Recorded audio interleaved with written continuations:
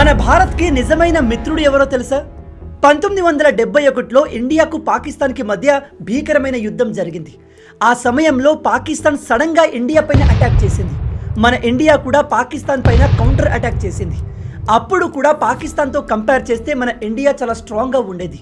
అందుకని పాకిస్తాన్ వేరే దేశాల సహాయాన్ని కోరింది.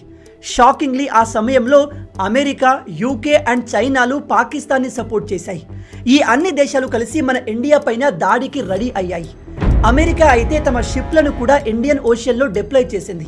సముద్రం ద్వారా కూడా ఇండియాను అటాక్ చేద్దామని. ఒక రకంగా ఆ సమయంలో మోస్ట్ పవర్ఫుల్ కంట్రీస్ అన్ని ఇండియాకు అగెన్స్ట్గా నిలబడ్డాయి. అప్పుడు మన ఇండియాను కాపాడడానికి ఒక నిజమైన మిత్రుడు వచ్చాడు. అదే రష్యా. రష్యా ప్రపంచం మొత్తాన్ని ఎదిరించి ఇండియాను కాపాడేందుకు రెడీ అయింది. రష్యా తమ దగ్గర ఉన్న జెట్స్, షిప్స్, సబ్మరైన్స్ అన్నిటినీ ఇండియా కోసం పంపింది.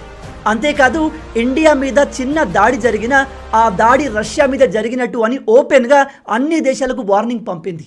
ఆ వార్నింగ్కి అమెరికా, యూకే, చైనాలు తోక ముడిచి పారిపోయాయి. కష్టకాలంలో మనకు సహాయం చేసిన వారిని ఎన్నటికీ మర్చిపోకూడదు. అందుకే ఎన్ని ప్రాబ్లమ్స్ వచ్చినా, సిచ్యువేషన్స్ ఎలా ఉన్నా ఇండియా ఆల్వేస్ రష్యాకే సపోర్ట్ చేస్తూ ఉంటుంది. మీలో ఎంతమంది ఈ విషయాన్ని కొత్తగా తెలుసుకుంటున్నారు?